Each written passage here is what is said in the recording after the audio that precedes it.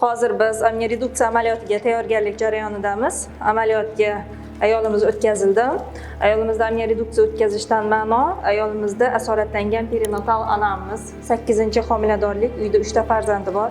3 marta abort, 1 marta farzandini yo'qotgan ayollarimiz. Ayolda hozirda ko'p suvlilik, o'tkir ko'p suvlilik natijasida homiladorlik muddatini cho'zish, mazkur homilani hayotga yashovchanlik layoqati yaxshilangungacha bo'lgan muddatgacha cho'zish maqsadimiz. Shu maqsadda biz hozir amniy reduksiya amaliyotini o'tkazmoqchimiz. Amniy reduksiya bu nima? Bu amniotik suyuqlikni ortiqchasini maxsus apparatlarimiz, maxsus ignamiz yordamida chiqarib tashlash.